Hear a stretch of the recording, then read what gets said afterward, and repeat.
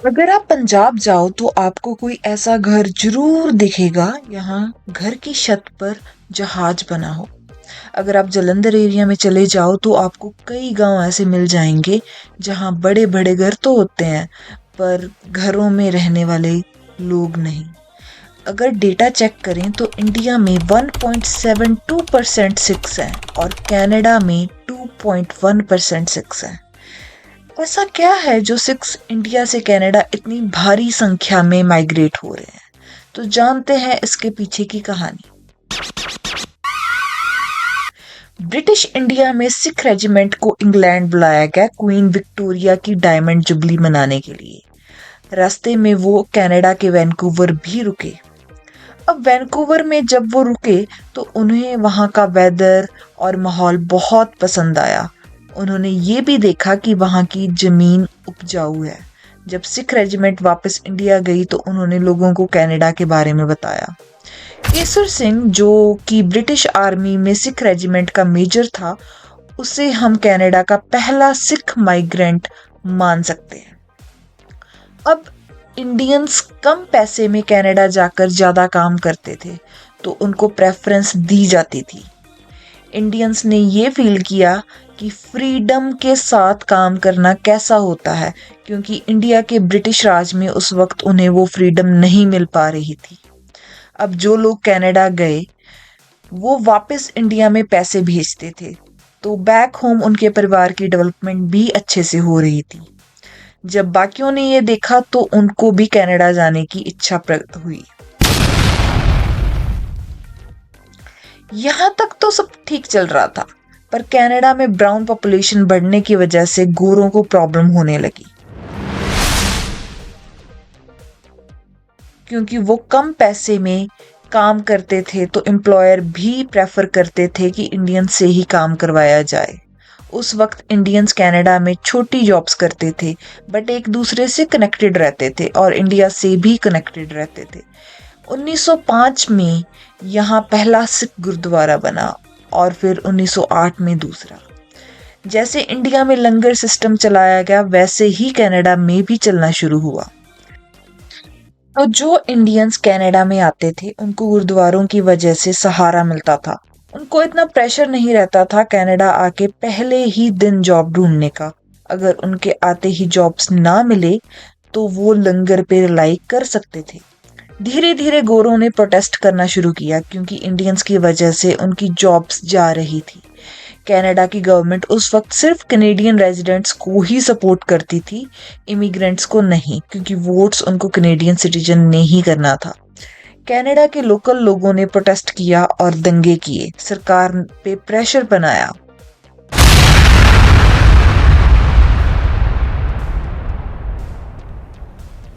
तो कनाडा सरकार ने इमिग्रेशन के लिए स्ट्रिक्ट पॉलिसी बनानी शुरू की। पॉलिसीज में ये था कि जो भी इंडियन कनाडा आएगा उसके पास $200 होने चाहिए। ये उस वक्त के लिए बहुत ही बड़ा अमाउंट था। एक इंडियन की एवरेज अर्निंग लगभग 10 सेंट के बराबर थी, तो $200 उनके पास होना नियर टू इम्पॉसिबल था। दूसरा, इमिग्रेंट्स अपनी सिटीजनशिप वाली कंट्री से सीधा कनाडा आए, पर इंडिया से कोई भी शिप डायरेक्ट कनाडा नहीं जाता था। लंबा रास्ता था तो शिप्स बीच में रुकती थी। तीसरा, शिप के टिकट्स जर्नी के पहले से ही खरीदने होंगे और ये इसलिए था कि गवर्नमेंट को पहले से ही पता चल जाए और वो टिकट्स खरीदने में कुछ ना कुछ इशू कर दें। ये रूल्स क्लियरली इंडिया से इमिग्रेशन रोकने के लिए था। इन स्ट्रिक्ट पॉलिसीज के चलते ईयर 1909 में सिर्फ 6 इंडियंस माइग्रेट हुए कनाडा में। अब साल आता है 1914। एक रिच सिख बिजनेसमैन थे गुरदीप सिंह। इन्होंने सोचा कि कनाडा की गवर्नमेंट हमारे साथ डिस्क्रिमिनेशन कर रही है। इन्होंने एक शिप रेंट किया जिसका नाम था कामागाटा मारू। इस शिप में इंडियंस को लिया गया। टोटल 376 इंडियंस थे और इन्होंने इन सभी 376 इंडियंस को $200 भी दिए ताकि रूल फॉलो हो सके। जब ये शिप रास्ते में ही था, ये न्यूज़ कनाडा में लीक हो जाती है। ये खबर अखबारों में चलने लगती है कि कनाडा में हिंदू इन्वेजन हो रहा है और ब्राउन लोग शिप भर के आ रहे हैं। उस वक्त कनाडा में इतनी जानकारी नहीं थी, तो सिख हो या हिंदू या किसी भी और धर्म का, सभी ब्राउन स्किन को हिंदू ही बोला जाता था। कनाडा के लोकल्स नहीं चाहते थे कि इतने ब्राउन लोग कनाडा में एंटर हों, तो कनाडा में इस शिप को एंटर नहीं होने दिया गया, ये कहकर कि ये रूल्स फॉलो नहीं कर रही है। 376 लोगों में से सिर्फ 23 लोगों को कनाडा में एंटर होने दिया, बाकी सबको मना कर दिया। ये लोग 2 महीने कनाडा के बॉर्डर में ही रहे और इन्होंने लीगल बैटल भी लड़ी, लेकिन 2 महीने बाद कनाडा ने शिप को वापस भेज दिया। अब ये शिप 26 सितंबर को कलकत्ता पहुंचता है। अब इंडिया में ब्रिटिशर्स नहीं चाहते थे कि ये लोग एक साथ रहें, तो इन्हें ट्रेन से पंजाब भेजने की कोशिश की। यहाँ पे सिखों ने ट्रेन में जाने से मना कर दिया क्योंकि उनके पास श्री गुरु ग्रंथ साहिब जी भी थे। अब इसके बाद वहां पर ब्रिटिशर्स ने फायरिंग कर दी और तकरीबन 40 लोग मर गए। जब रिसेंटली 108th एनिवर्सरी थी कामागाटा मारू की, तो कनाडा के लास्ट प्रेसिडेंट जस्टिन ट्रूडो ने भी इस इंसिडेंट्स के लिए माफी मांगी।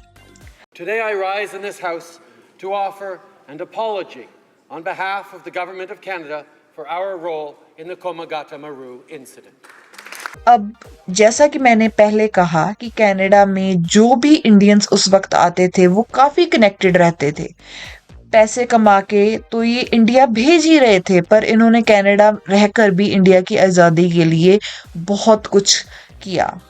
एसोसिएशंस बनाई, एक वीकली न्यूज़पेपर भी चालू किया जिसका नाम था द गदर।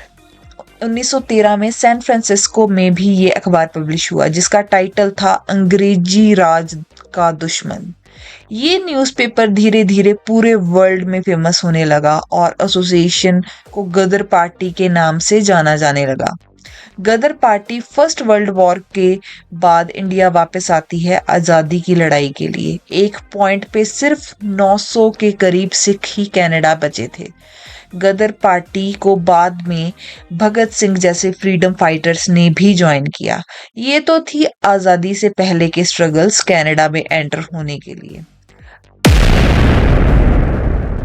आज़ादी के बाद देश बहुत सारे चैलेंजेस से जूझ रहा था, तो इंडियंस ने, खासकर पंजाबीज ने, फिर से कनाडा का रुख किया।